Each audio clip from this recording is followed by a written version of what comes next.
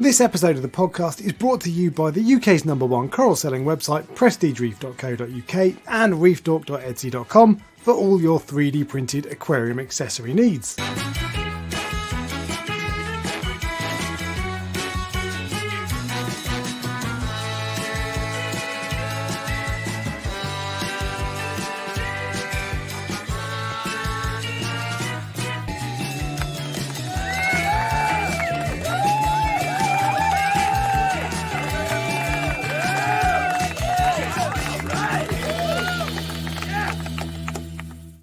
What's up, YouTube? And Spotify video podcasts, Apple Podcasts, etc. Hello, everybody, and welcome to the Prestige Reef Dork show. My name is Alex. I am Reef Dork, and with me, as always, is Ryan from the UK's #1 coral selling website, as you've just heard. I just heard that a minute ago. Ryan, how are you? I'm good, thank you. Don't you just hate it when I guess the surprise you're going to do for I me? know, but I gave the game away, so I didn't tell Ryan that I was going to do I'd done that advert thing, and I was going to keep it as a complete surprise. And then I accidentally said, "Oh, we've got to start 15 seconds early today," and you guessed it. I was like, "Oh no, it's not that." Yeah. I was like, what else could it be that's 15 seconds early? I know, but is that not the best sponsor? Us, yes. I think that is a very good sponsor. Yes, I agree. By the way, you owe me 500 quid. Cheers for that. Yeah. Right, today's just the usual nonsense, basically. 2 hours of two dickheads down the pub who've forgotten their microphones on, talking about fish. True. I turned up this time. You did, yeah. Nice of you. And so part of it is the thumbnail's about urchins, because I've been thinking this week as to whether or not I was going to get an urchin for my tank. But that's part of it. And actually, what I didn't realize, I put this thumbnail up. Come on. Is it your birthday today?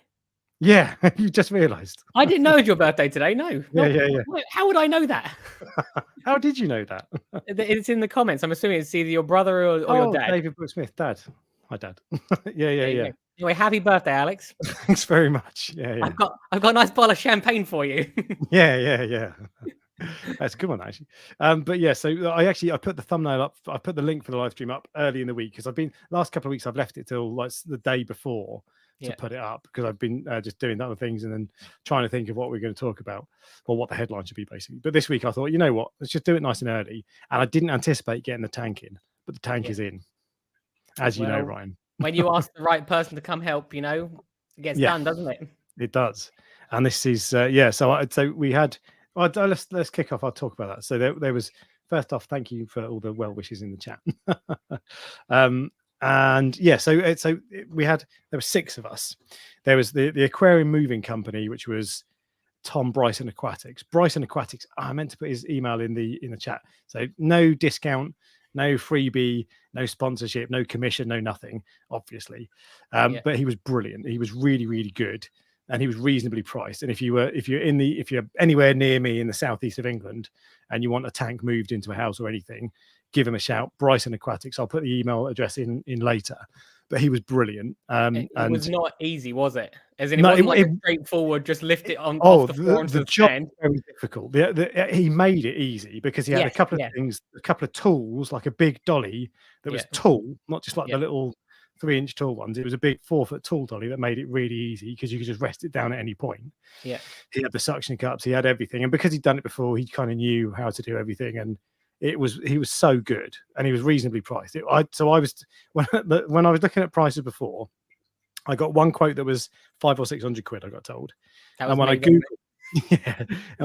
it to see how much it would cost, the internet said it would be 800 quid. So before last week, I think I said I was expecting it to be between £500 and £800. Sorry, 500 and £1,000. And so for it to turn out to be 240 quid, it was crazy. Yeah. Well, much cheaper than, because obviously it's 2 guys, isn't it, as well? And it made it so much smoother. Yeah, and there were 2 things. Firstly, Tom Bryson Aquatics, and his helper were fantastic and had all the stuff that we needed. But secondly, having 6 people there. That's a heavy tank, like to the point that I tried when I was on my own just to lift one corner, just an inch off the ground. Couldn't do it. Yeah. And I'm a strong man, Ryan, as you know. As I know, yes. Yeah. But with 6 of us, it didn't ever feel heavy. There were a couple of parts where it was a bit awkward when it was on the stand, because you couldn't get leverage, but it felt light because there were 6 of us. So having 6 people was brilliant. No one ever dropped anything. Also, Jamie, who'll be in the chat, who helped out, brought little, like, I don't know if they're builders gloves or something, but they were like grippy gloves. They were fantastic. True. Which I wouldn't have thought of them. So to have grippy gloves was brilliant. To have 6 people was brilliant, and to have a professional with a couple of tools, useful tools, was also brilliant. Do you know what? What the people don't know about this story is that I have never seen Alex so stressed in my entire life.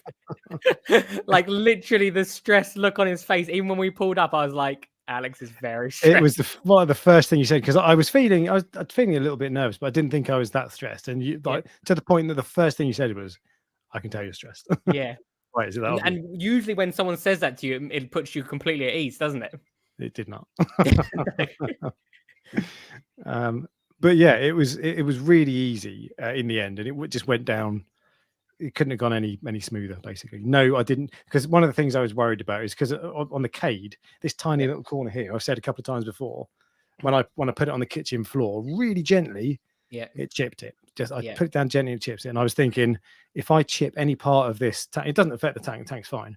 But if I don't want to chip a really nice tank. Yeah, of course. So I've done exactly the same thing. If ever you're moving a tank, never ever put it on the floor. Put it on something. Yeah, exactly. So it was there was that. You know how it wasn't heavy? I have a massive bruise on my leg from moving that tank. Really? I also, you didn't know this, I didn't tell you. So the day before, I specifically purposely did not go to the gym because I wanted to make sure that under no circumstances I could injure myself. And then while walking the dog, I pulled my calf muscle the day before. And so while I was doing it, my leg was in a lot of pain, but I didn't. Oh, really? You masked it well. Thank you. Yeah. Jamie knew, but I didn't. I thought you're stressed enough as it is. I won't tell you. Yeah. Who do I do? Yeah, I know. Well, the guy's got insurance, so you know. True. But yeah, it was really easy actually in the end, and I was stressed for no reason because it went smoothly. It was simple. It was a weird feeling for me as well, because obviously I've moved loads of tanks before, and I'm always the really, really, really incredibly stressed one. Whereas this time I was like, it's not my tank. Not quite but you understand. You know what I mean? Oh, completely. I know exactly. You don't have that same feeling of fear. You just go, well, we'll just get it done. I'm sure it'll be fine. Yeah, and that's the thing, because it was, and actually, if I was thinking rationally and taking all the personal investment I had out of it, that's how I would have been. Yeah. And I have now updated the YouTube description, so the email address for Tom Bryson is in there. So yeah, they were genuinely really nice guys. Actually, they were lovely as well. Really, that makes a difference as well. You don't, if he was a complete dickhead, he was a nice guy, knew his stuff really well. He was tall and strong as well, which I think helped. But yeah, just brilliant. Piece of cake. What's all the fuss? Yeah. Have you done anything with it since then? No. Well, because it's been my birthday weekend, I've just been doing other stuff. So I went, we've just been doing other stuff. So I've not actually, the next step is to adjust the feet. I put a bubble, a spirit level on. Yeah. And it's pretty close, actually. It only needs to go about 1 millimeter up at one side and at the back. Yeah. So it's really, really close. It's almost bang on. I'm surprised because you got old floor, haven't you? Oh yeah, but it's solid.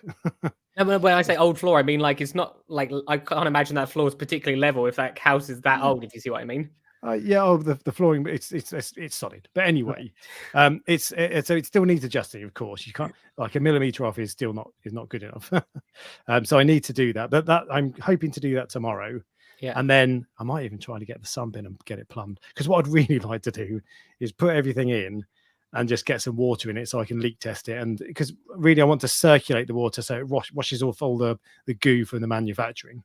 And I'd like to do that for a couple of days, because so if I could set that up and it's all running just for a week or whatever, then I can just do other stuff and start putting the skimmer in place and all these sorts of things. So. Okay. But that's probably not going to happen all tomorrow. If tomorrow I've leveled it and that's it, I'm happy. Oh yeah, because your new skimmer's turned up as well. Yeah. But I was surprised because you said there's something missing from it, didn't you? There isn't. I got that wrong. Oh, okay. I was looking for a pipe that connects the skimmer to the pump, because it's an external pump on this skimmer, which I really like. And the pipe I was looking at is the water intake, so you don't connect anything to that. Okay. And then I found, excuse me, I found the bit that you do connect the skimmer to the pump, and there is a tube. You have to. The tube is too small, so you have to really stretch it. But it is in there. So the only thing is, £1,000 skimmer, and it comes with a European plug. So I've got the Nios ones are like that. Really? Oh no, they come with a little plug adapter there. You clip it in. Yeah, that's no. This doesn't. This just comes with. So it's from the power supply to like the power brick to the wall is a European one. So I've got millions of the ones that are just a swap over, so I can just throw it away and get one out of my shed. But still, come on. So what you're saying is you moan when you get too many plugs, and now you moan when you don't get enough plugs. Yeah, £1,000 skimmer, and you don't give me a plug. When I ordered what was it? The saw for the coral farm, that Gryphon saw. They put an English plug on it for me, they did something to make it so that it was I didn't need an adapter, which I don't think is a normal thing. That maybe it is a normal thing they do. I don't know now, but they asked if I want it done. I was like, yeah, why not? Yeah. So that's good. That's really good, and that's what they should do. I think I had the same issue when I bought Reef Bright strips, the 4 foot just LED bars. They're 275 quid each. The ones I bought, brand new, and they came with a US plug. So I had to again swap out the US plug for a UK plug. I didn't mind that. I grumbled to myself about that. I can hear that little violin actually. I know, but at the end of the day, that's a cheap light, and it's like, okay, fair enough. And it comes from America, so okay. I still think it's a bit poor form. And actually, weirdly, I bought 4 of them. No, I bought 2 brand new. Sorry, one of them came with a UK plug, one with a US.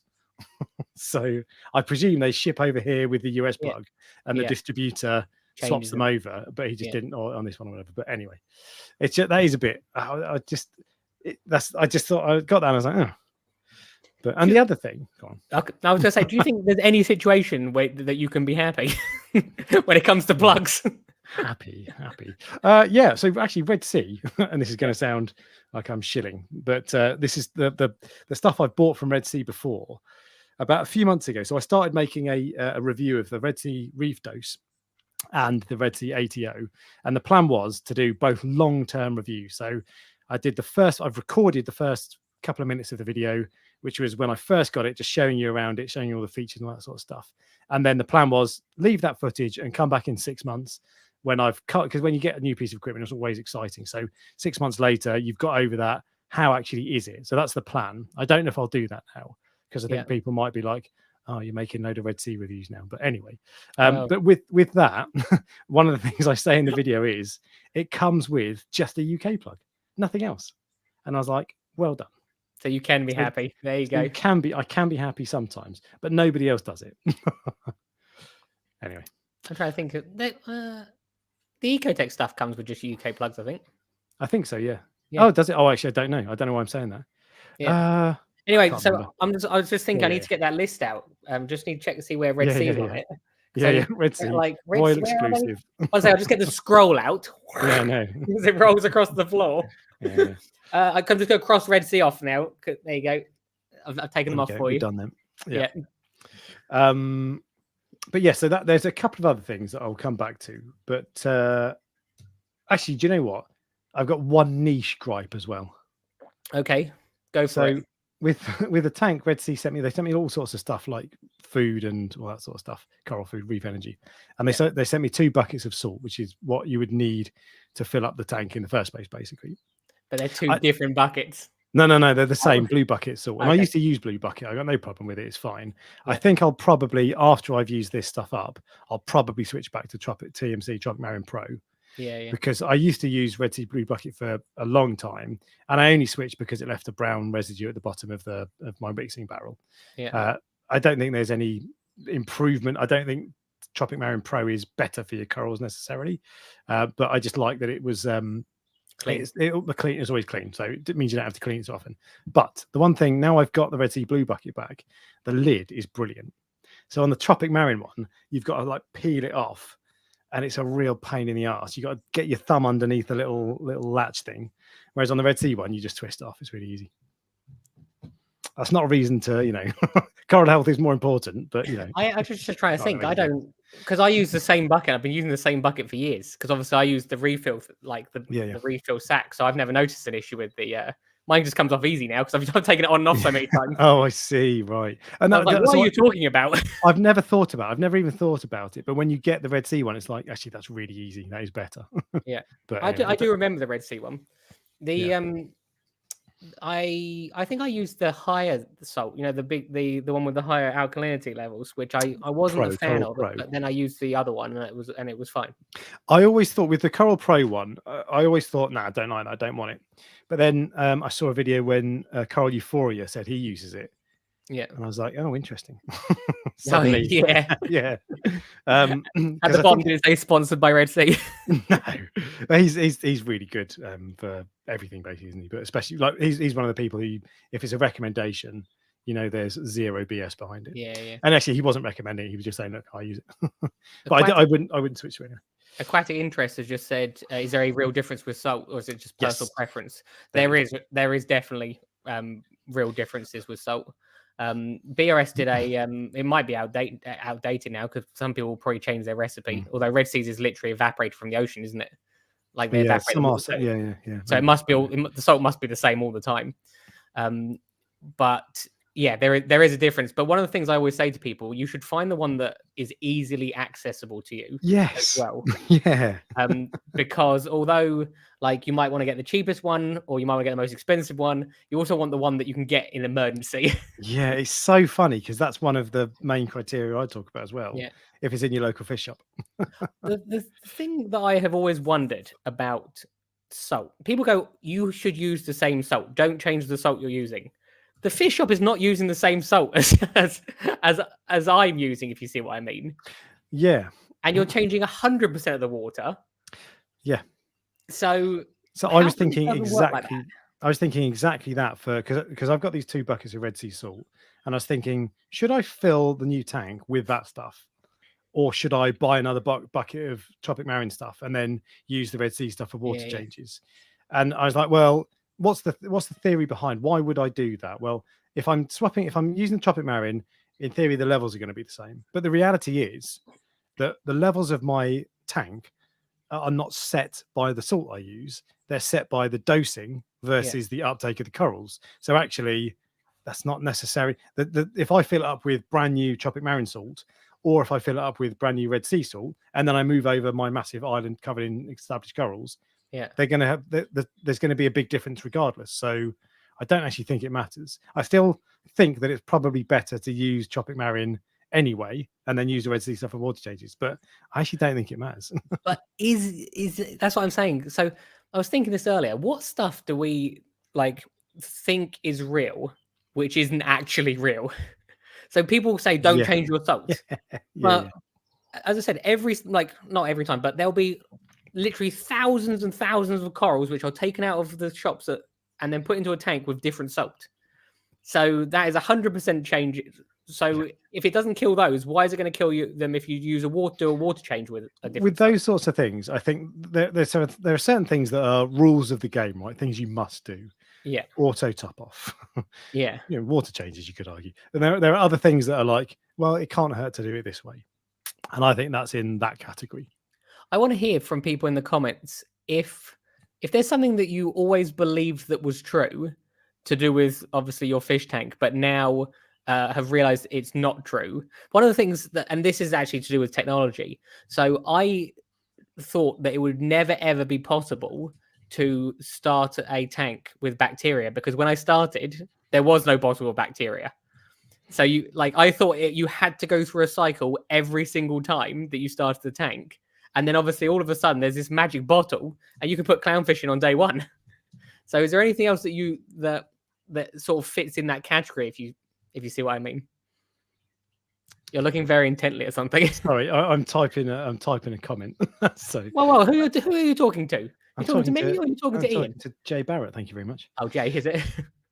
One thing that just winding back, someone Oh yeah, following up on the salt question. Sorry. So there I is love how you completely ignored what I just said. I didn't because hear you it. I'll weren't come back to listening. it. I'll come back to it. But so just following up on the salt thing. So is salt? No, there are differences because there are certain salts that would be really good for fish only systems, but you wouldn't want to use them in a coral system. Yeah. But so there are definitely differences, and you need to choose your salt semi carefully. But if you were going to say, should I buy DD H2 Ocean, Red Sea Blue Bucket, or Tropic Marine Pro, which I think are probably the 3 most popular in the UK anyway, I wouldn't really sweat it. I don't think it's the success of your. That's another thing where it's like, well, it probably wouldn't hurt to use Tropic Marine because it sounds sexy and BRS said it was good. On their test scores, it scores well. So, but I don't think it's going to make a huge difference. There are plenty of people, and if you look down like Tank of the Month on forums, it's not like they all say, "Oh yeah, God, you got to use this all, mate." So no, I don't think that's there are differences, but I don't think if you choose one of the proper brands, the good ones, and they're all pretty expensive, I think you can throw a blanket over the differences. I remember when a bucket of salt cost £45. One of those the H2 Ocean ones, the D&D ones. That's what I used to use for years. I'm pretty sure it was £45. I bet it's not that anymore. Tropic Marine stuff is like 85 quid now. I know. 80, yeah. Oh, 90 quid. I know. 84, 95. Yeah. So, but yeah, it's crazy. And that's got you know what the H2 Ocean one is? The D&D one. I'm just interested. H2 Ocean salt, 25 kilograms, 70. Oh, that's quite cheap. Oh, 80 in some places. That's a pretty big difference. 23 kilograms and Tropic Marine is 25. Oh, clever. Yeah. Clever. Yeah. Are they? Yeah, I remember that actually once. I worked that out. So you actually don't know which is more expensive. Are you being distracted by your cat now? No, I'm trying to see how many kilos are in the Red Sea one. Oh, I see. 22 kilograms. 22. Scandalous. So because that's annoying because I was hoping I'd be able to use that bucket and use the Tropic Marine salt, but it's going to be. Did you just say that's annoying? 1 second, I'll add them back to the list.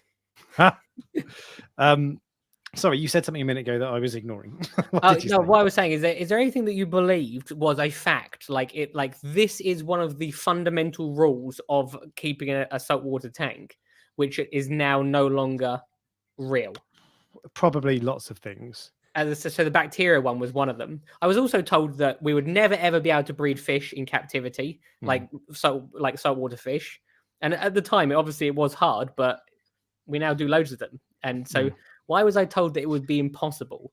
Yeah. And who told me that? Yeah. The only thing I can think, if you give me advance notice of that question, I'll think about it and I'll come up with some stuff. The only thing that comes to my mind off the top of my head is heating water for water changes. Yeah, never did that. I know you don't do. And on the Cade, I often do 30% water changes. And the room temperature in this room is about 18 degrees and the tank temperature is 24 degrees. So it's a big swing and it always drops to like 22 or something like that, which is instant. And the alarm starts beeping and all that sort of stuff. And it never has any impact whatsoever. And I never bothered about that. Someone said acclimating corals. David Ruck says acclimating corals. Have you seen that Reef Builders one with Jake Adams? Yeah. Where he's like, do you want to know how to acclimate a coral? Here you go, take it out of the bag, put it in your tank. Yeah. That's exactly after I dip them. That's exactly what I do. But you know what's funny inside me? So obviously, when people come to the coral farm and pick coral, they ask about acclimating them, and I tell them you don't really need to, but you should still do it. Do you see what I mean? Because it's one of those things that's ingrained in me. It's funny. All you coral farmers say the same thing. So I think you send a paper guide, right, that says how to acclimate. Yeah. And Signature Flags do the same. Yeah. And it's like, did you follow my guide? But actually, I think, to be fair, I kind of acclimate corals in that I float them in the bag, mainly because I can't be asked. I want to put it in the bag and go off and do other stuff. But I float in the bag half an hour to get the temperature up, and then I'll dip it in its own water, and then I'll put it into the tank. So I never drip acclimate. Do you know why I recommend it to people? Good practice. There is a whole host of things that can go wrong, like when it comes with coral, isn't there? Like so let's put it this way: if the coral died the next day, they're not going to be thinking that died because I didn't acclimate it.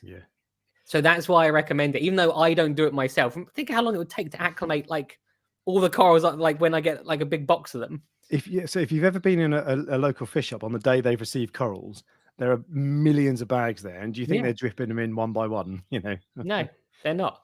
So that, yeah, but as I said, the reason I advise people is because I don't want them to think he told me not to do it and now it died, and that's the reason it died. Yeah, that's fair. Yeah, and I still don't think I don't think it does harm. No, it doesn't do harm.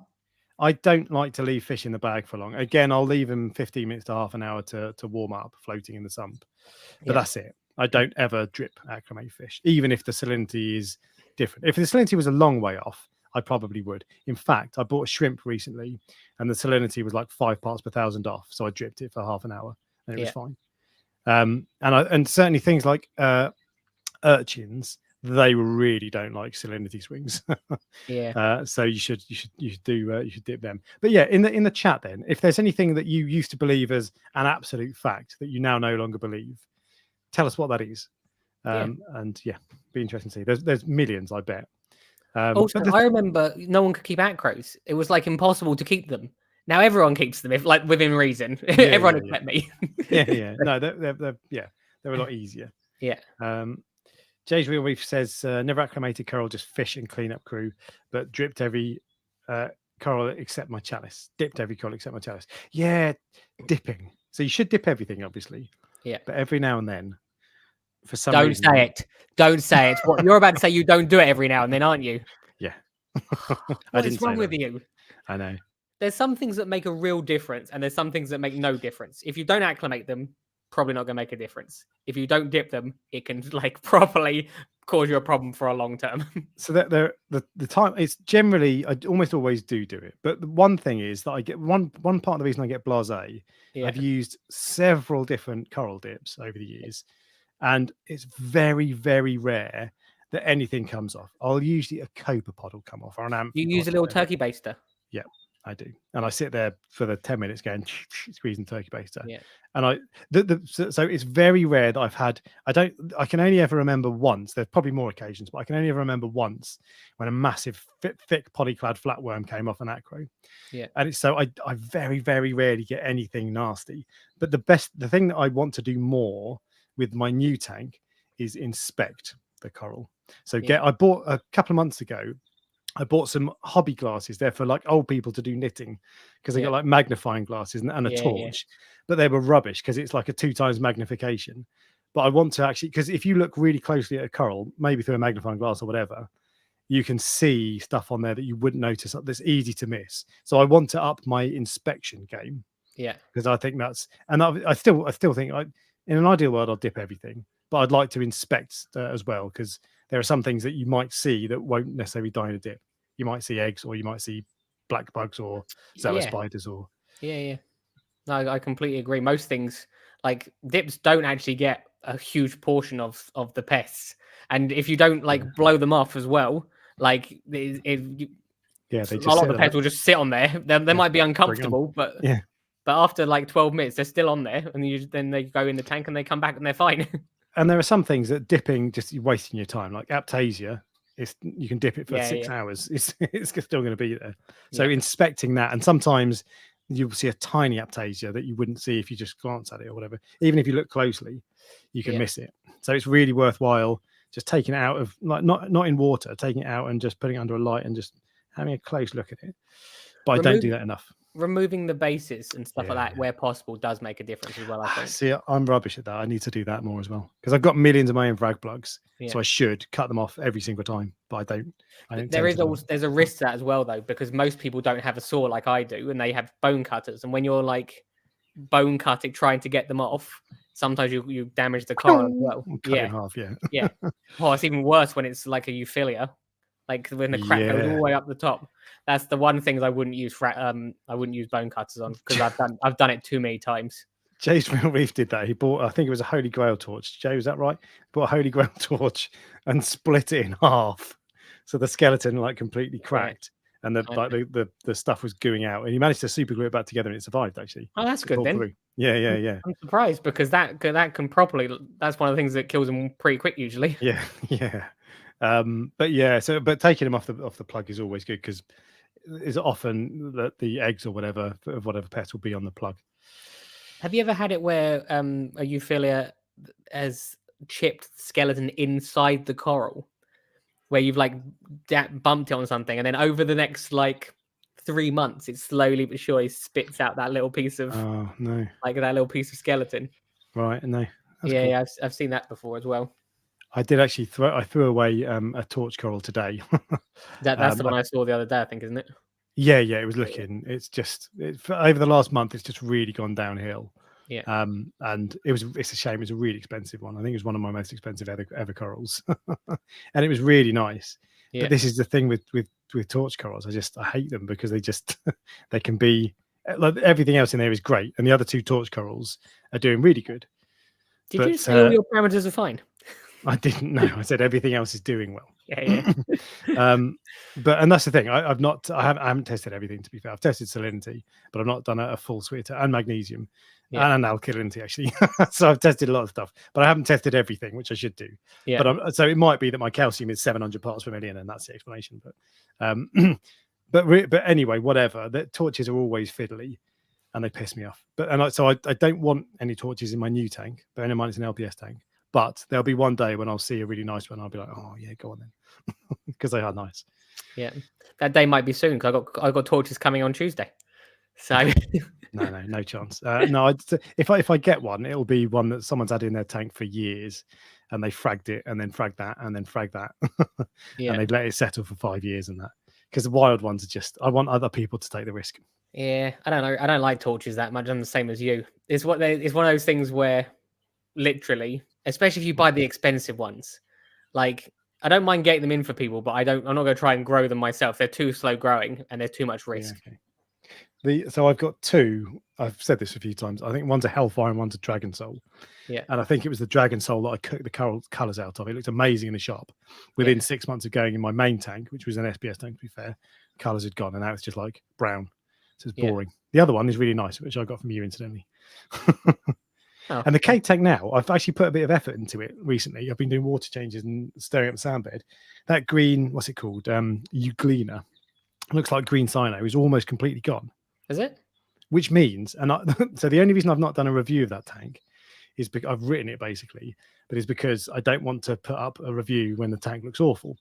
And now it's getting to the point where it actually looks all right, so I can make a review. And I've got some useful things to say, both good and bad, that will help buyers of K tanks. So watch this space. But it's going to be a while still. Just ignore the green stuff. That's the advice. Exactly. I need to, but that's the thing, because it doesn't matter. I've got no problem sharing that. I don't mind putting out, oh look, I've got problems in the tank. I don't mind putting that on YouTube. But if you're making a review of a tank and your tank looks crap, people are not interested. So we're going to have to you're going to be under a lot of pressure now that tank, that Red Sea tank is in the house. What do you mean pressure?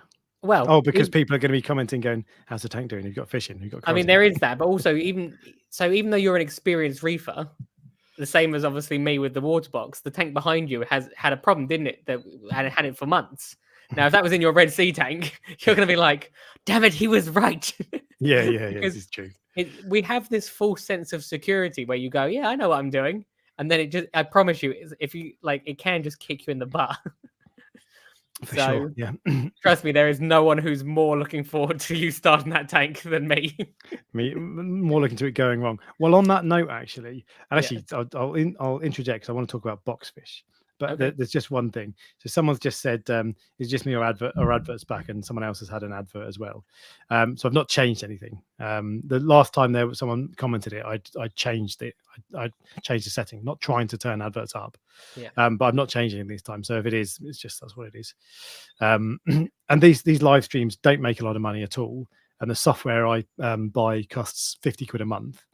I think the live streams probably make about 50 quid a month on top of that. So I end up with like, what's that? £12.50 per live stream. So I don't do it to make money, but I need to leave the adverts on to cover the cost of the software and all that sort of stuff. £6 an hour. There you go. Well, plus the time talking before and practicing. Anyway, whatever. And buying cameras. I like how you considered the time talking before to me as the job. No, sorry, that's not what I meant. But yeah, But yeah, so anyway, I don't think people really that bothered. It's just you accept it with YouTube. But yeah, I just wanted to say, Yeah. Yes, boxfish.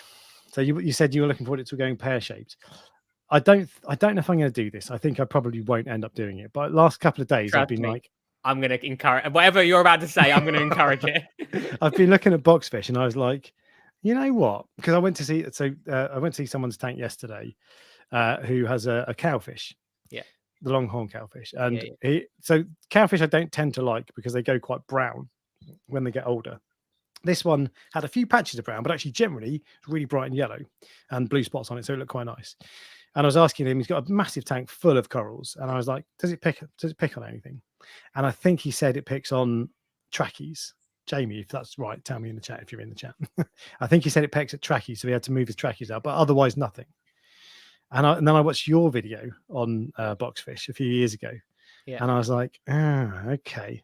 And I ignored all the stuff about white spot and all the challenges. But actually, no, that's not quite true. So I did a bit of research, and it sounds like they probably the same with any fish like this. If it's a really meaty, fleshy LPS, they'll probably peck at it. But also, the one thing that I'd forgotten about that really did put me off was everywhere I looked, everyone said, yeah, I had a problem with this with white spot, and they're really susceptible to it. That's the main thing about them. I wouldn't worry about them like killing your tank with regards to the nuke in it. Yeah. I've never seen anyone where that's happened. Like, no one can definitively prove it. Remember, my one died with being stuck to a power head. Like, you cannot get more of a stressful situation than that. It actually wasn't dead when I got it off the power head. It was still alive. So sad. Yeah. So it had plenty of time to. It could have been there for an hour. It had plenty of time because it doesn't know that power head isn't a fish trying to eat it, does it? Yeah. So. Yeah. So I'm not sure that's a real thing, but with regards to white spot, absolutely, they are very, very prone to it. See, that was the one thing. All the coral eating stuff, I was like, well, I really like my trackie, but at the end of the day, worst case scenario, I'll put it in the cade. It might not be the trackie that he eats, because I know for sure that Jamie's track is eaten by his regal angel.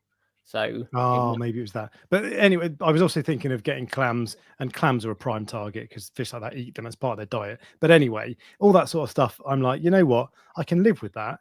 I don't mind being selective. And if it means I can't keep one or two corals, I've got another tank. I'll put it in there. No problem. But as soon as I'd forgotten about the white spot thing, as soon as I saw that, I was like, do you know what? I don't think I'm about that life.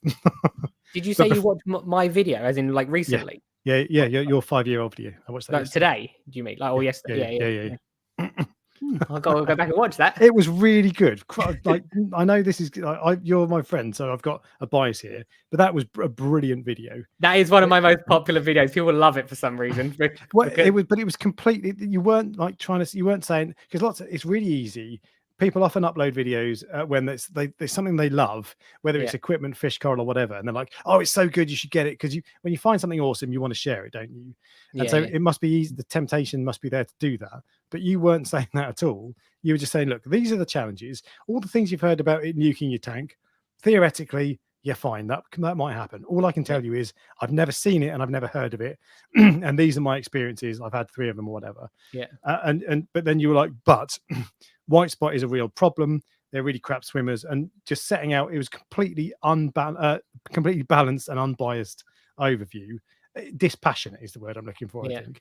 And it was brilliant. It was credit to you, that video. That was quality. That was back in the old day, that was back, that was like, prime prestige reef day. when you could be asked to make videos. I need to try and bring that spirit back at some point somehow. But you never know. I went, you obviously know this, Ray. I went to a fish shop this weekend for the first time in a very, very long time. So obviously, because I have the coral farm and like, I don't need to go to fish shops. So I don't go anymore. And I used to love going. And then I went to a different one, which was the Reef Keeper in Moss End, which is the one that's local to you. So just before we went to help Alex move the tank, Jamie and I went to Moss End, and it is an exceptional shop. Like, I know you've said it before, it is a really good shop. And I'm not saying this for any reason other than the fact that when I walked in, I thought, this is I actually thought this puts me to shame, because everything was like all neatly rowed, all priced, and everything was, and I just thought, yeah, this is very, very good. It's got a nice ambience, I think. Yeah. When you walk in, it's like open, isn't it? And Yeah. the roof is curved, and the water like shimmers off the roof. That's true, and it's a high ceiling. A lot of fish shops are really small, and you've got to squeeze past people and all that. This is not like that at all. No, and also the owner as well, Ed. I think he has a business partner as well, but Ed's the one everyone knows. Genuinely, really nice person. Yeah, He completely. spoke to me for it. That's why we were slightly late, because I was talking to Ed. Yeah. But yeah, the only reason I thought I'd mention it is because you've mentioned it quite a few times, and when I went in there, I was like, actually, like, it's right. So. It's brilliant. Yeah. So it's I go there so often every weekend basically. Yeah. Because it's my local shop. But there are other shops that are only another 10 minutes away that I don't go to every time because Reef Keeper is just brilliant. And the other places are they're still very good, but Reef Keeper is just quality. So. There's so many fish. I can't think of another shop that has that many saltwater fish there. Yeah, I literally can't think of a single one. That like there are other very good shops, but they don't have as many. Yeah, AAC probably have. There are so many shops I've not been to. And actually, what's the Abyss? They've got quite a few up in Manchester, but I don't go up north. But they've got loads. And the good thing is, so they've always got variety. So like I've got that gem tang, which by the way is still in the trap. I've been a good boy. Well done. They had two of them. One was big, one was small, and they've always got. So if I go in there looking for a fish, I know I can be selective, and if I want a particularly big one or a particularly small one or whatever, I don't have to just go in and there's only one. I'll take that. I've got a choice almost always. So. I fell in love with a couple of clownfish in there when I went in. I fell in love with a couple of clownfish in there. Oh really? And I have actually thought about them. I've got about probably 12 clownfish, so I don't need any more clownfish. But when I saw these, they're a black storm pair. They were bought back by someone else, so they're not like this big. Right. They're quite a big set. But it's not just the fact that they're a black storm pair. They have a really, really nice pattern on them. So if you're listening to this, don't go and buy them. They're £200 for the pair. They used to be more expensive than that. They were like 750 quid when they first came out, as it were. Yeah, but this pair has grown into it. The pattern on them is actually really, really nice. Like it doesn't look like I wouldn't want those ones. You know, the ones you're showing at the moment. Yeah. Like in that shop, they've got and I was like, yeah, that is an exceptional like specimen of that type of fish. Interesting. Why didn't you buy them? As I said, I got too many clownfish, and I don't have to re-quarantine the fish. I actually thought when I saw them, I was like, I really want those in the water box. And I thought, well, I've already got a pair of clownfish in the water box. Oh right. And also, I like if it was the right time and the quarantine was empty and the tank and they could go in the tank, I'd go So I might call them in the future, like in a few weeks' time, once like all the white spot is out the water box, and go, have you still got them? Because if you do, then I'll probably take them. Interesting. In the meantime, you're going to go get them for your Red Sea tank. Well, I only have one clown now, so True.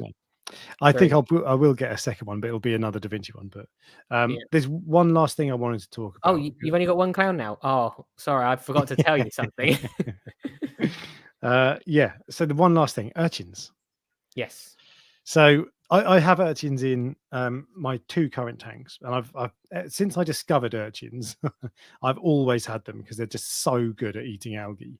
Yeah. And I first discovered them when I had a tank that was too small for a tang. Although actually, that's one thing on the list. Nice mug, by the way. I wanted to see if you'd noticed. I have a mug with Alex's face on it. Yeah. It also, just so everyone knows, it has my face on the other side. Yeah. And neither of us made this mug. Someone sent it to me. Yeah.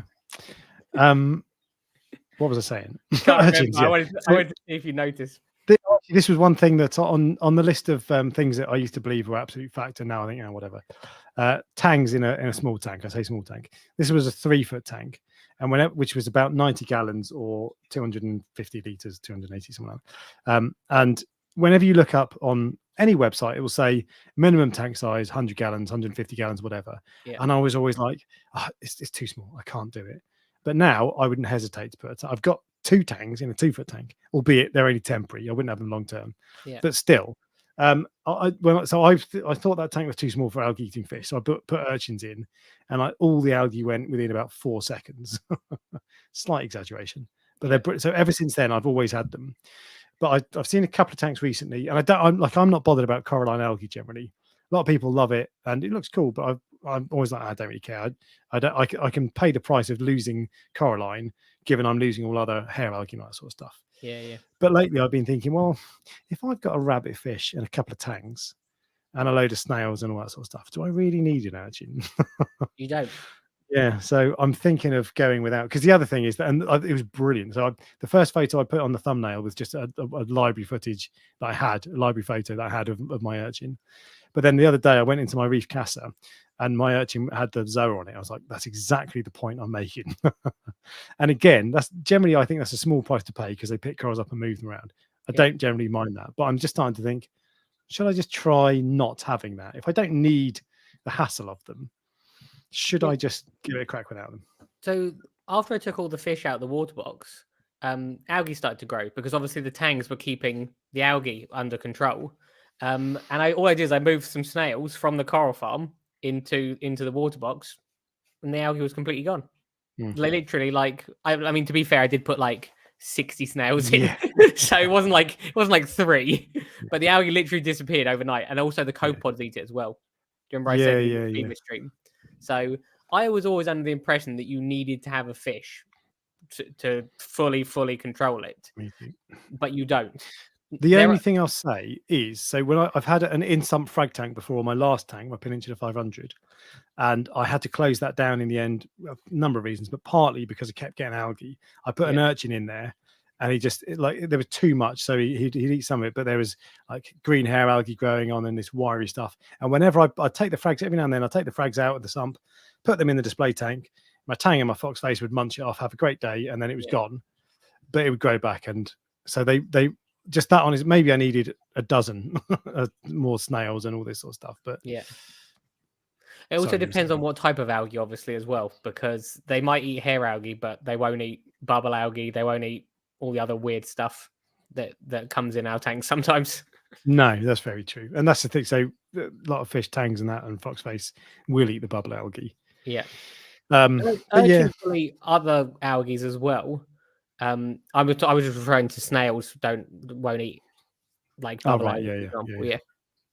But so I don't know if I'll do it. What I'm tempted to do is start off without an urchin at all, because I've got, for example, I've got a maze coral, what's it called, platygyra. That's on. You saw it this weekend. It's on a 3D printed dome. Oh yeah. And the idea is it's going to end up basing out and look at this dome coral, and that dome is currently covered in coralline algae. So when I move that across to the new tank, it'll spread. It's great.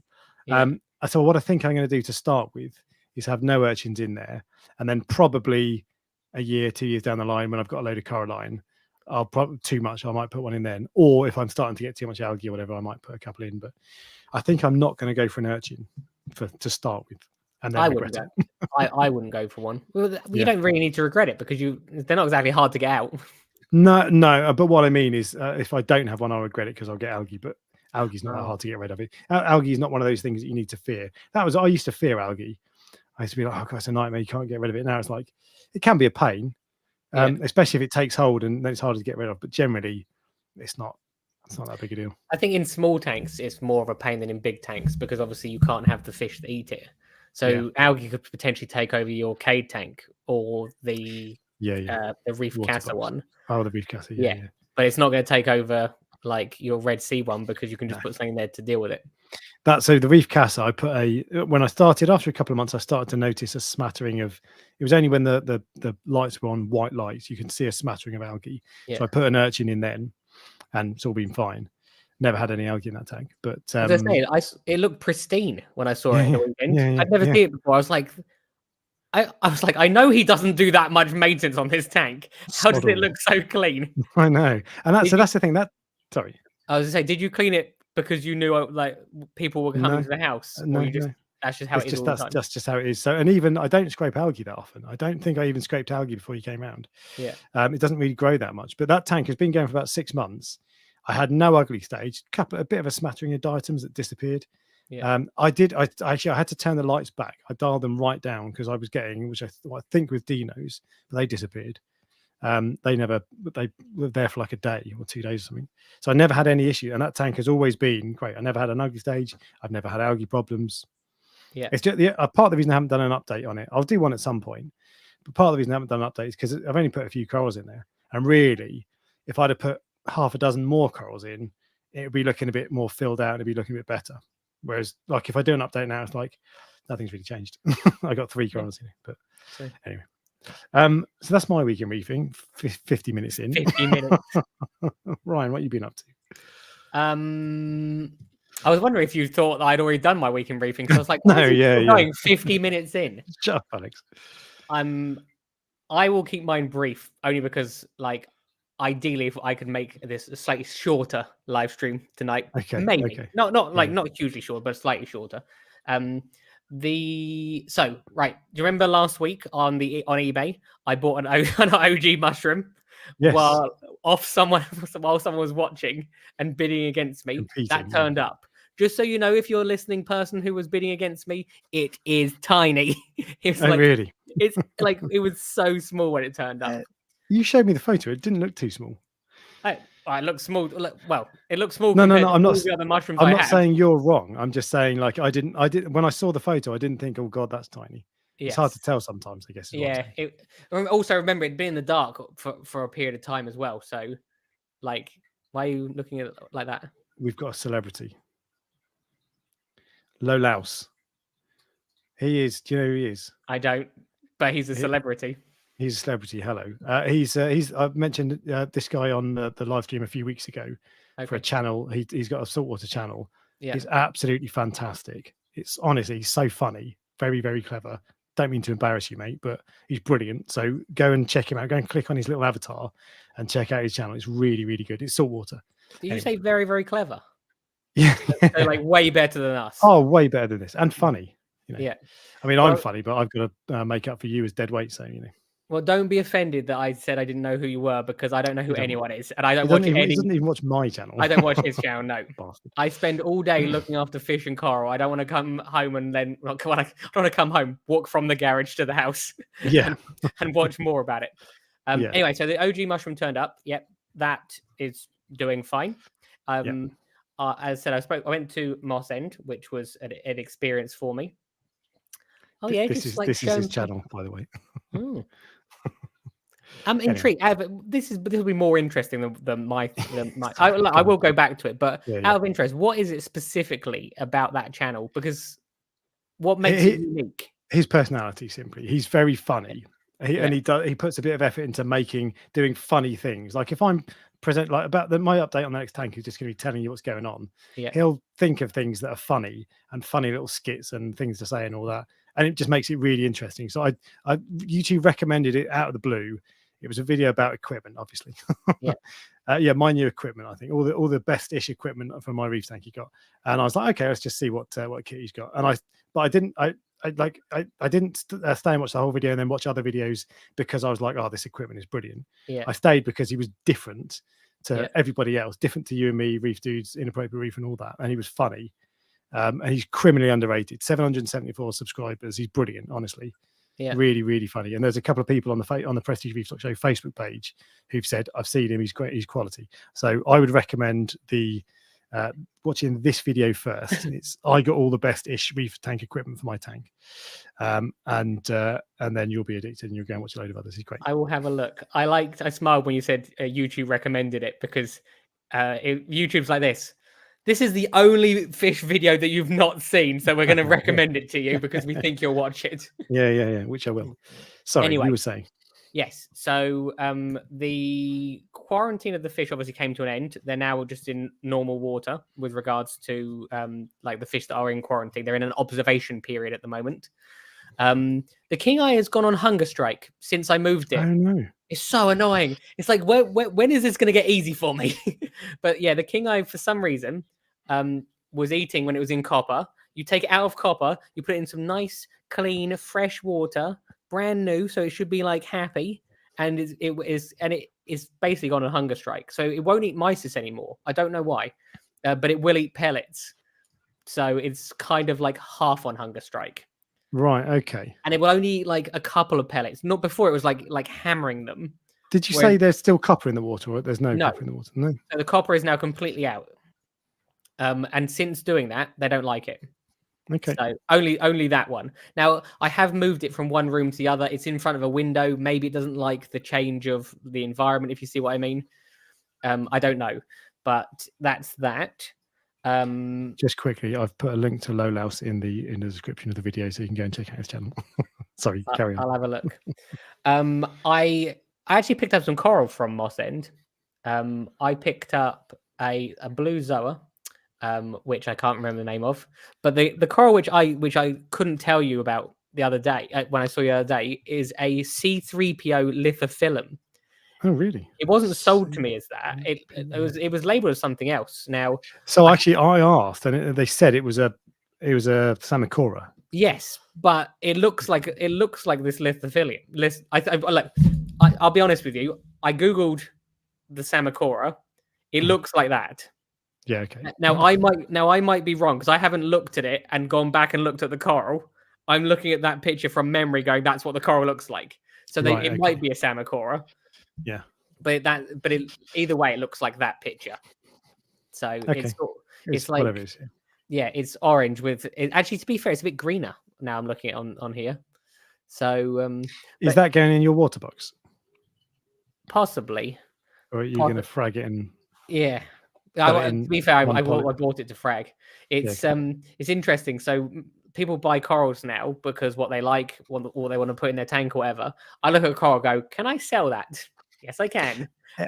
Every time you come to my house and look at the water box, I can see you're not like going, "Oh, they're nice corals." You're going, "Yeah, exactly. Where would I put the bandsaw on that challenge?" Yeah, that's what my life has become. Yeah. Yes, actually, I've just realized something. I owe someone something, and I'd written it down on this piece of paper, and it's very important because it's like I need to tell people on the live stream. Yeah.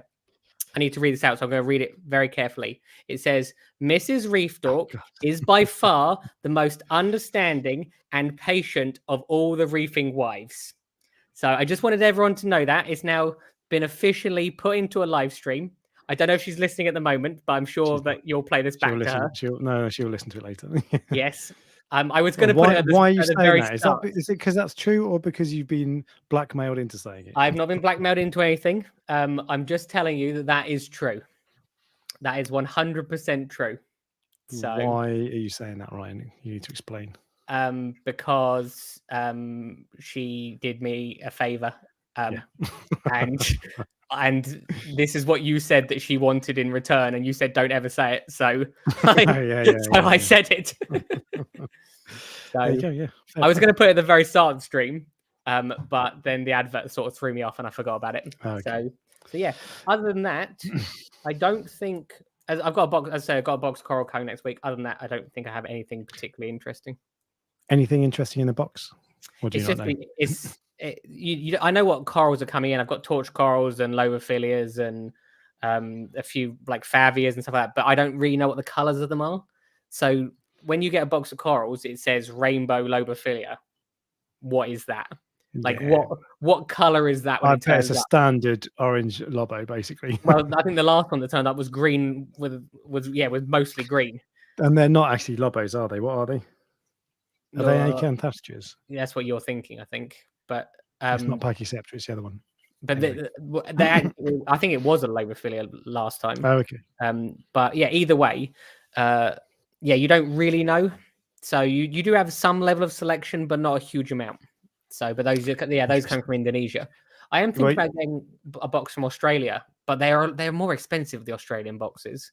But I remember back in the day, like when I very, very first started, there's a massive difference between the corals that come from Australia and the corals that come from Indonesia. The corals from Australia are like super clean, no pests, no algae, nothing. And then the Indonesia one's like, we got it out of the ocean and we put it in a box. Yeah, here's the rock. Yeah. That's the difference between them. Go on. I was going to say the only reason I'm not been getting the Australian ones recently is because they're only like frags is what's being offered. Like with regards to the list that I'm getting, I like to buy big colonies because then I can cut them up. Whereas if you buy frags, you're already paying a higher price. So yeah. Do you know? So I've mentioned this before with the Aussie corals. Do you know why? Like with the aquas anyway, they come just pristine and all nicely cut, and they're not on a scabby rock and all that sort of stuff. It's to do with weight, isn't it? Correct. So corals are done by number. I believe this is right. They're done by number from Indonesia and weight in Australia. So if they were attached to a rock, it's costing everybody money for no good reason. And they're probably I don't know. There might be things to do with standards and more professionalism or whatever. That sounds like an insult. That's not what I mean. Yeah. But there might be just differences. So. But I think that's correct. I think Matthew in the chat is trying to upstage Mrs. Reef Dork, saying his wife's the most. I think she helped with water changes. Mrs. Reef Dork. When was the last time you helped with a water change? When was the last time you did a test? Clean the tank, for God's sake. Well, you get beers mid live stream. It's true. So and she's let me put a 6-foot tank in a 7-foot living room. I was going to say the 7-foot room. Yeah, no, I'll give her a credit. She is extraordinarily supportive and even encouraging, actually. Yeah. Although she doesn't do water changes, so I was trying to encourage her to also. Did she tell you this? Start a just as expensive hobby. Oh, I'm up with that. I'm up for that. It's fine. I was like, just do something like pottery. You can get killed. She'll do well to find something as expensive as reef keeping. True. That is very horse riding, probably. I reckon that's probably expensive. Probably, yeah. You'd need to get through a few horses though to keep up. I'm not sure how that. When I say get through, I'm not saying just glue them. Not for me. Yeah, exactly. No, I mean, anyway, we'll move on. Yeah. Well, so can you take photos of the of anything really nice that you get in your box next week? And we can send it to you first. No, not for preference, but so we can. I want to see them. So share them on the live stream as well. Someone might buy them. Although you won't put it on the website. True. To be fair. Plus, if you ask me to take pictures, I'll then have to take pictures, and it makes me accountable. So then I'll probably do it, and then I'll probably sell them rather than just sit with them on the website for in the tanks, and not on the website. Cool. All right. Anything else from your week in reefing? Not really. Got to see you. That was fun. Yeah. Yeah. Yeah, that's about it, really. Cool. Well, in which case, we'll move on to member questions. And we have a few member questions. First is from the Crusade, who asks, what would your ideal sump setup be? And you could spend an hour answering that question. No, you don't care. It'll be like 30 seconds answering that question. It is exactly what I have now. It's where the water goes in one side and then just keeps going to the other side and then goes back in the tank. And I have a phosphate remover and a skimmer. And that's it. Yeah. Do you know? So actually, I'm going to do a video at some point. I've got the title for it. I just need to work out what I'm going to say. It's equipment I buy on every tank. So stuff that I buy. Basically, this is all you need, kind of thing. Yeah. The most important stuff. And so the ideal sump. When I saw that question, I started thinking, do you want to know the layout of the sump and what sections it's got and all this sort of stuff? And I was like, let's just keep it simple, because I could design a sump quite happily. But in terms of equipment, I would be the same. It would be a phosphate reactor, the NIOS Torque Gen 2, which is brilliant, so good. A skimmer, don't really matter what skimmer. I like the Deltec ones. Well, I just bought a Bubble King, but Deltec ones are good. I'd have a Deltec skimmer. I'd have a phosphate reactor. And in terms of filtration, that's probably it. So in my water box, I've got a refugium, which I wouldn't have ideally, and a filter roller. Oh, I'd have a filter roller as well. And on the Cade, I currently have a filter roller and nothing else. In an ideal world, I'd have a very small skimmer and a very small filter roller. So I think that's nice and simple. A filter roller to polish the water and remove small bits of uneaten food. A skimmer to do the bulk of the work, and a phosphate reactor to remove phosphate. Happy days. We can agree on something. Amazing. True. There you go. Edward asks, he says he has a 75-gallon hang-on back reef tank. I've maxed out the space for filtration already, having a hang-on back hang-on back skimmer, filter, and refugium. I'd rather not reduce my livestock and therefore feeding, but my nutrient levels keep climbing. What should I know about Red Sea NOPOX before taking the plunge? I have a different answer. How would you on a 75-gallon tank? That's 300 liters. It's about a 3-foot tank, probably. If you were having increasing nutrient issues, what would you do? Get a bigger tank. because Of course you that tank's not big enough for me. That's a nano tank for you, isn't it? Yeah, true. What would I do? I'd do bigger water changes. Yeah, but even that is NoPox does work because the specific question is basically going, look, I want to use NoPox. Yeah.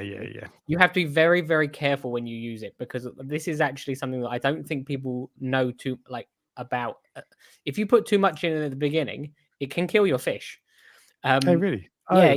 As in, Mindy had incredibly high nitrates in her seahorse tank, and I didn't know her very well. This was the first time I went to see her, and I killed one of her seahorses by putting NoPox in it.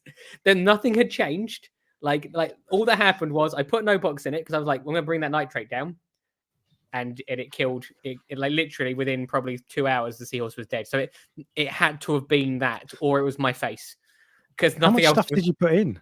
I can't remember. I didn't pour loads. What about that killed it? Are they that sensitive that they don't like changes in nitrates? I'm not 100% sure. I seem to remember it's either something to do with the oxygen or a bacterial bloom came from it, or the something only thing that would make sense is if it led to a bacterial bloom and that absorbed all the oxygen and there wasn't enough left, because it didn't. But anyway, that's I've never heard anyone talk about that, so that I wouldn't be too concerned about that. But that does lead into the main thing, which is start slow. Yeah. I've never used NoPox, although Red Sea sent me a bottle, so I might use it at some point. They just said it suffocates them. There you go. It suffocates them. There you go. But the thing that it does do, and this and I use the Tropic Marine carbon dosing, but it's all carbon dosing, so it's variations on a theme. It's very, very effective, especially at nitrates. So it can strip. I always find that carbon dosing reduces nitrates, doesn't have much of an effect on phosphate. But if you use too much of it, it'll strip it out. So be very, very careful and make sure you test regularly. I would never use carbon dosing unless I was testing every week, nitrate and phosphate. And don't slack off. Don't think, I'll just skip this week and then skip next week. Like like if you've got a refugium, a skim or whatever, I don't have a problem with you skipping nitrate and phosphate tests. If you're doing carbon dosing, you've got to test. you might get away with it. You might be fine, but there's a very good chance it'll strip all your nutrients. This is how I got dinos in my last tank, the Peninsula 500, and for a few months, I just took my afterball. I was dosing. It was going fine. I just that's all right. It's sorted now. It's dialed in, and then suddenly I tested when I saw an outbreak, and it was that. I was like, 0. Yeah, I look back at the 1,000-liter SPS tank I had, and the corals were very pastel-y, and that was from using NoPox. Is that a good thing? Like good pastel-y? As in, they look fine, but I look at them now and go, yeah, the corals they malnourished. They were malnourished before. Yes, definitely. So there you go. So it's very effective, and you might want to think about feeding the corals in that case. Reef energy. Yeah. But yeah, just take it slow. So it's a boring advice, but just take it slow. Take the food away to add more food. But that's a good thing. Anyway, that's a conversation for another day. Tom says, "Evening, guys," and this you'll love this question, Ryan. Would a Radion XR15 be overkill for a 125-liter tank? He currently has a Red Sea Reef Lead 50 ready to be installed. I asked for the tank dimensions. It's basically the same size as my Cade, 60 centimeters by 50 by 50, so slightly longer, but that's it. It's a Red Sea Max Nano XL. He's got softies, some LPS, hammers, torches, frog spawns, zoas, and I've inspired him to try gunnies eventually. I wouldn't say it was overkill. There'll be loads of people that use that light on that size tank. Yeah, and I have my light is a Kessel A360X. Yeah, and that yours is overkill. Look, there's 3 lights on that tank. That's the equivalent of a Radion XR15, and I've got 2 AI blades, but I run the Kessel at 20%, and I've recently turned the blades both down another 20% each, and they're already a foot off so they're running low. But that green Euglena stuff, I want to reduce the lighting, so I've bumped it down by about 20%. So I don't run them high; I run them very low. So it's a complete waste of like, what's the point of buying a 100-watt light and running at 20%? You could argue. True. There are reasons I've done it, but Kessel shimmer basically, and it's easy to control with that light. But so it completely is overkill, but it would be a good light. That Reef Lead 50 is completely adequate. 100% will do a very, very good job. Plenty of juice, no problem whatsoever. And the XR15 is overkill, but I wouldn't necessarily say don't do it. Although I don't like Radions personally, But I mean, I've got 3 lights on the same size tank. So, but just be aware that you want to run them very low. Yeah. There you go. And that concludes the questions from the members, which means we now move on to the Prestige Reef Fish of the Week. Oh yeah, I got a fish of the week. We're not using the book this time because Alex chose terribly last week. My fault, was it? Right, it was terrible. It was an eel, and I was like, "Oh, why did you pick this one?" I actually did pick this out of the book myself, though. And I thought I've not seen one of these in a long time. I don't know why. Are they just really, really undesirable? And I've gone for a bird wrasse or a bird mouth wrasse. I think some of them are called, but a bird wrasse I think is this one. Oh yeah, bird mouth wrasse. Yes. So that's a female. The males are the green ones. Oh, really? Yeah, so they're sexually dimorphic. Huh. I've always assumed these were different type of fish. No, they're the same. And you see that one there, you got that hump on its nose. That only comes much later. That looks like a hermit crab stuck on his nose or something. That's just a yeah. I've seen these in the wild. They're like this. they're massive. Big, yeah. See, that's are they eat inverts, don't they? Is that yeah, right? When I first started, I had a fish only tank, and I had one of them. And the only thing I will say is they are very fast swimmers, and they make the tank look unnatural because it's like everything else is just like swimming around. They're like this. Yeah, okay. And mine was aggressive as well. Oh, really? Yeah, that was back in the day. The mistakes I made, things that I wouldn't do again. I just wondered, like, does anyone know why you don't see them anymore? Is it because they're just not desirable, or are they just not collected? Or that's the point. I've not seen them. I've not noticed them in the shops for a while, but you see them from time to time. Every so often, you'll see fish, and you'll be like, I've only seen that fish once. Yeah, I've never Japanese seen it master again. swallowtail angel. I know. I was thinking that, but that was another thing I was thinking as well. I really want one of them for my new tank, but it's not going to. Well, don't you worry. I look forward to buying a pair. Yeah. Just going back to Tom's question, Jay's Real Reef has that tank, a slightly smaller version, and he has the XR15. He says it's on the LPS template, works perfectly, and he also has 2 of the 9-inch. Is that right? 9-inch Reef Bright strips. So he same story as mine. Massive overkill, but I suspect. Jay, what percentage do you run your lights at? If you know. Sorry, you were saying. That's right. I've just noticed that Alex Smith said they're a Hawaii. That he thinks they're a Hawaii fish, and I did think that, but I'm sure they're from elsewhere. I'm sure they're not just a Hawaii fish. Wikipedia. Oh no, I'm wrong. Gomphosis caeruleus. Where are they endemic to? Indian Ocean. No. This tropical fish of wrasse is native to the Indian Ocean, from East Africa south to Natal, South Africa, and the East Andaman Sea. Don't know where that is. So there you go. They're not Hawaii, according to Wikipedia. So maybe they're just not desirable. This is wrong. Yeah. I think they might be really hard to catch as well because they're so fast. So I've thought about them before, but because they get big and because they eat cleanup crew, I'm not interested. And they're cool looking, but I think they're cool because they're weird. And I wonder if, like, after a couple of months, I might be like, I'm surprised you even consider that fish. I've considered every single fish you can possibly imagine at one point or another. Interesting. I wouldn't have said, because you don't like aggressive fish, you don't like fish that like disrupt the tank or make the tank look weird or anything like that. You're quite selective about what you put in. And that is that's not a selective fish. But that doesn't mean I don't think about it. So I always go through Live Aquaria, and I've realized lately, so someone said this recently in the show, you've got to, from the UK, if you go on Live Aquaria, it doesn't let you in, it says website is under maintenance. But if you open an incognito tab, it lets you in. And I always go through and just scroll through the fish thinking, what fish do I did that the other day. I was like, I've got a big tank now. Let's search by big tank fish. Didn't actually find anything interesting, but still. Someone asked you that at the start of the stream. Is there a fish that you're looking forward to putting in there now that you've got a bigger tank? Because it opens up many possibilities. It does. One in particular is the Scarus koi parrotfish. Why? God, cool. You need to have a consultation with me, because that's one of the fish I'll be like, do not get. Get some rubbish advice from you. Basically, I guarantee you, I bet you'll get it and you'll regret it. Why will I regret it? I'm sure we've had this conversation before. Have you had one before? Yeah. Did you like it? it started scrunching all my acros. Yeah. Well, that's one of the reasons that you wouldn't like it. It gets too big. Like, it will knock things over. I think it's a bad choice. Worst case scenario, I can catch it and rehome it. True. See, I don't think like that. Once something goes in my tank, I can't be bothered to catch it. It's like it's there forever. I'm like, oh, I'm just going to put this foot-long Soho in the coral farm, and then like 2 years later, it's still there. Yeah, okay. Oriental sweet lips, no. It's only 6 foot, not 600 feet. So, true. What else was I looking at? I briefly thought about a harlequin tuskfish, but I think that's a no. I had such a bad experience with it before, and they're a stocky, muscly fish. That's what a Scarus koi is.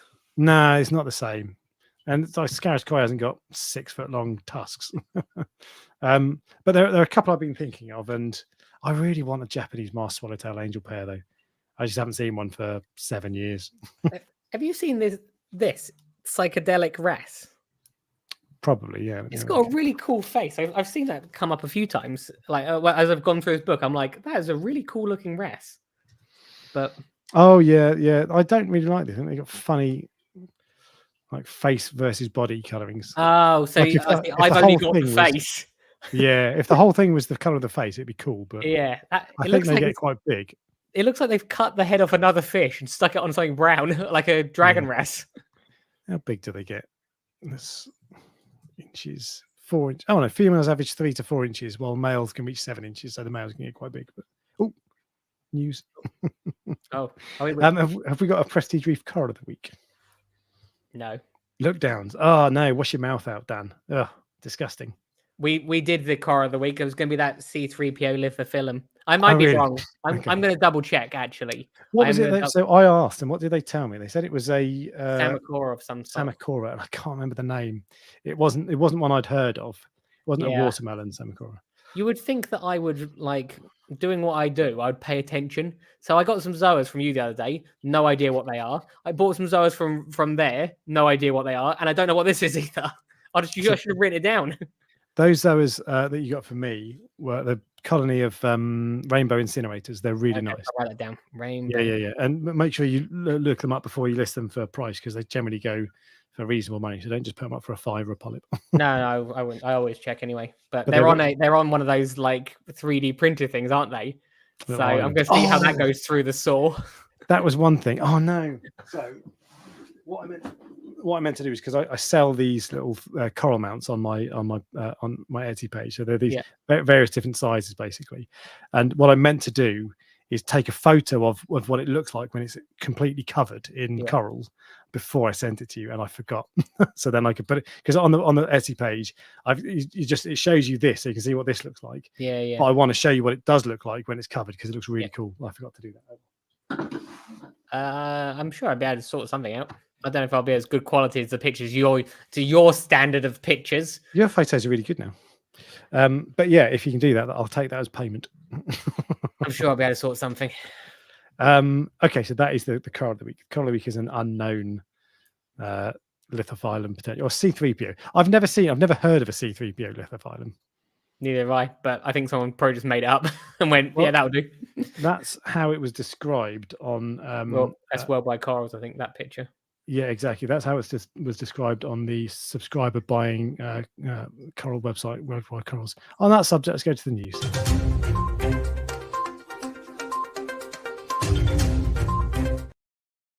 You put that on the list. I was just going to get it out. I actually missed what you said, and then while it was playing the jingle, I was like, "Oh yeah, he's just moaning again." I'm just playing. I'm over that now. It's cool. So what was I going to say? Right, news. So news. First thing, last week we mentioned TMC have started doing ICP MS tests, so the more mass spectroscopy rather than what's OES, optical emission spectroscopy. That doesn't really mean anything, but anyway, the point is, I think MS is much more like orders of magnitude more accurate, yes, or more precise or whatever, and it tests for more things. And I was expecting that to be quite expensive. TMC have now announced the prices, released the prices, and they range from 18 quid to 35 quid. And the 18 quid one only tests certain elements. The 35 quid one does 50 plus elements and RODI water. that is an absolute friggin' steal. I know.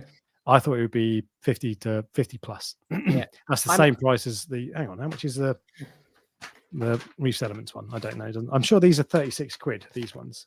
Yeah, the Reef Settlements equivalent. So that's a bargain, assuming they do it right. But the other thing I want to say, they've partnered with icpanalysis.com, which is in the States. So it's a company who already have an established, because these ICP machines, apparently they're very, very difficult to use. And part of the key to success is having a proper lab tech who knows how to use it. yeah. So they've not just bought a machine and are playing around with it. They've partnered with someone who knows what they're doing, and they send it off. The downside of that is that they will have to send off all the samples to America, because these guys are based in Colorado. So your lead time will be, they say, between 4 and 7 working days. So a week or two, maybe a push, week and a half, basically. So the downside is there's a bit of a turnaround, but that's a good price. And I'll be interested to see how ICP-MS compares. Yeah, I will definitely get the farm done. I'm just intrigued by how different it's going to be. With regards to the lead time, with some things that will make a difference. Possibly, well, definitely, because obviously things change in our tanks all the time. But with some things, it won't. I think some of like the more intricate trace elements, or if you're looking for like a contaminant or something, it will always be there. If you see what I mean. Yeah. Whereas if you're trying to like dial in your alkalinity, doesn't really work. Well, no, you wouldn't use that. But I always wonder if because there must be bacteria in that. So do they consume some of the elements or the nutrients, and so then it doesn't get tested for because it's in this bacteria? I don't really know. But the only thing, I don't really care about that as such. The only thing I'll say with the lead time, so Reef Factory started doing ICP tests over here, and when they first came out, my first one took 2 weeks to come back. I used snail mail because you have to send it to Poland, but at the time I was like, I don't really care, because at the end of the day, I'm not doing an ICP test every day. It's every quarter or every 6 months or whatever. So I don't really care about that. But actually what I've found since I started using the Reef Settlements ones, which I don't use very often anyway, but since I've started using them, you get your results back the next day. Yeah. And the difference is after 2 weeks, I've lost interest. So I pack up my sample, I'm like, great. And then 2 weeks later, I'm like, whatever. Whereas when you get it the next day, it just, there's something about it there's a real value in that. So 4 to 7 days, that's not too bad. And actually, that's probably similar turnaround time to some places in the UK alone. Yeah. But if next day is brilliant. Yeah, it does make a difference. It does. See, when I saw the TMC ones, I thought to myself, I might just do that every week. Yeah. Because obviously it's worth it. Because I only have to lose one coral. On your scale, yeah. I have to lose one coral frag to then have not cover the cost of it. So for me, it's worth it. But as I said, it's difficult because I like to have it next day, if you see what I mean. I agree with what you're saying. So, but other than that, I would have given up testing if it was next day. Indeed.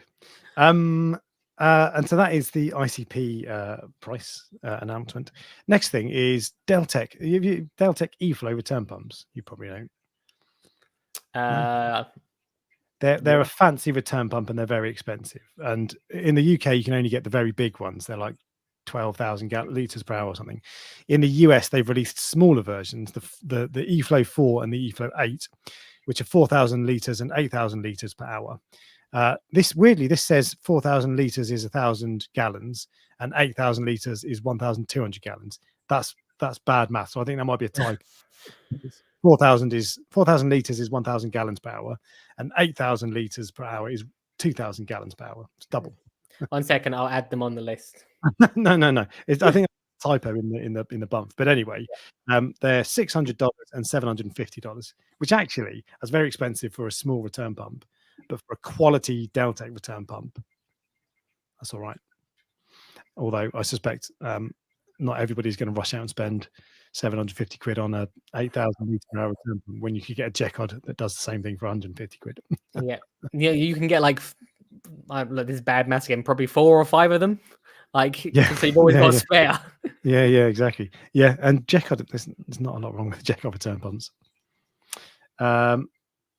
So that's that. Oh, I've got brilliant news for you, particularly, Ryan. Yes. You know what's coming, don't you? No. There's a new light. Oh, why do you? I was like, what? It's like some sort of new corals coming from somewhere. It is from Ecozotic, and it's called the Canon Pro. Is this?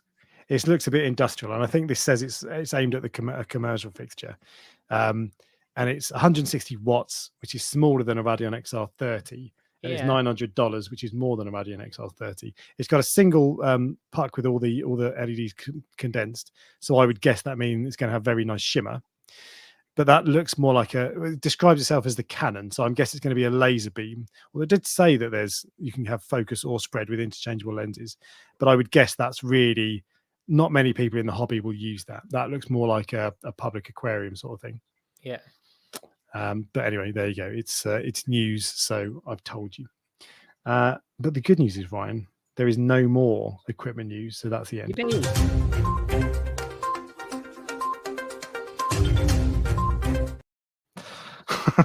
You dance into that jingle. I always dance to it every time. I do. It's brilliant. I love it. And that concludes the stream. We spent an hour talking about me, basically. We didn't need to cut it this short. I know. Like, as in, we can keep going if you want. I don't know if you've cut this short purposely for me, but not really. It's just gone this way. Sometimes things just go quickly, but yeah, sometimes if you try and drag them out, then they feel forced, don't they? And sometimes they just end early. So. Exactly. So we'll just do it. But there are a couple of things in the chat. We'll put out some quick chat stuff. Tattoo Man says, "Will a boxer shrimp kill an urchin?" I've never had a boxer shrimp, but I would be amazed if it killed an urchin. I don't know. Is the honest answer? An otter will kill an urchin. Yeah, but yes, but a boxer shrimp.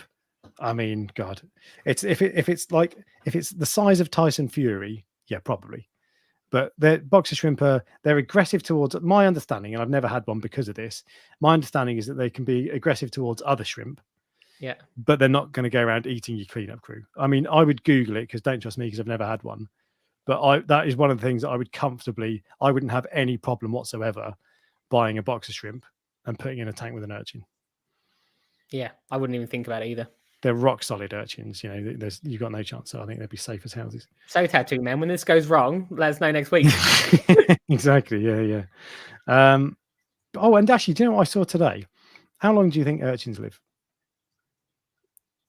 It probably depends on what part of the world they're in, because you get some that are in like the Antarctic or like some really, really obscure, like cold places that probably live hundreds of years.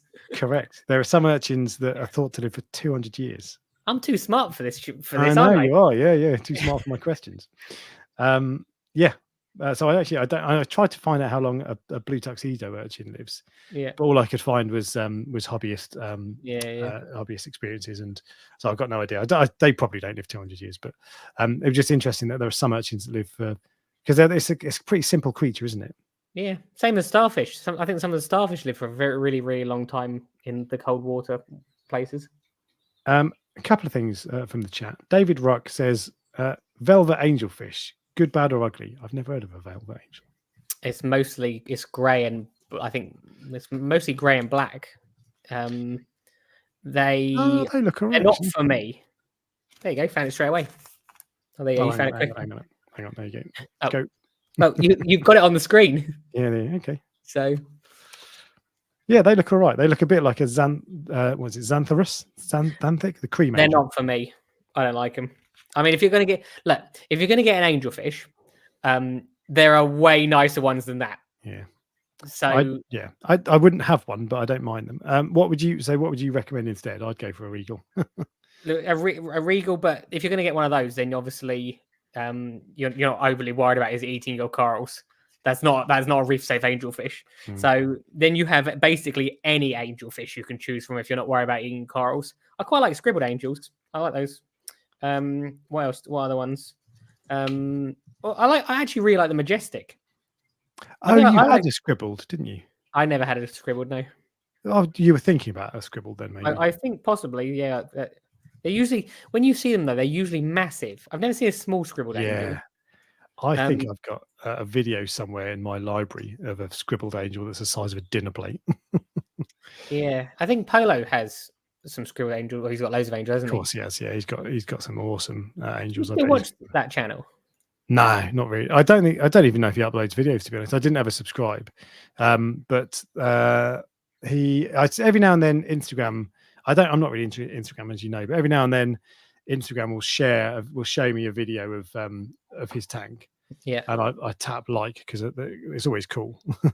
Yeah, they're always that big. I've never seen a small one. Yeah, he's a big boy. And that's actually, I've seen them bigger than that. Yeah. They're huge. But yeah, they're cool. But yeah, I'd go for a Regal because they're likely to be reef safe-ish. Yeah. Possibly a stretch, but I don't know if you saw in the reflection, my guest just turned up. So hello, guest. Well, we're going to answer one last question. That's fine. Where was it? Reef Dork Wonderwater says, have you seen his avatar? He's got a similar physique to me.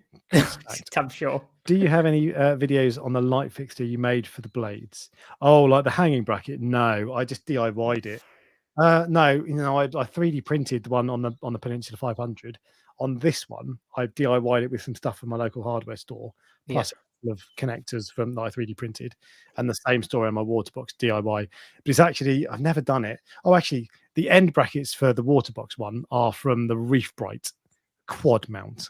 They're the Reef Bright quad mount end brackets. So if you can find them, you just need to find a pole to go down the middle.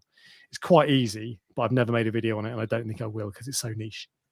But yeah. Why isn't the guest saying hello, Ryan? She's shy. Turn the camera around. No. Well, she's actually still outside, I think, at the moment. Okay. She's come over for champagne and Mario Kart, which is an interesting combo. So yep, Alex got me champagne for helping move the tank. So indeed. While you're after this stream and you're all just watching TV, just remember I will be playing champagne and Mario Kart. Two of the oddest combinations. Indeed. So, all right. Well, an unusually short live stream, but we will be back next week and we'll see how long that goes. Oh, hang on a second. Jez, this is from Exodus, says, is the Deltic pump quoting US gallons as it's for the US market? Yeah, but it said 1,200. It says 1,056 gallons or 1,223, and it said 4,000 or 8,000 liters. So surely they would both be double. I just think it's a typo. I might be wrong, but anyway, there are no facts on this stream, so it doesn't matter. Right, bye. Thanks for joining, guys. Catch you next week. See you later. Bye.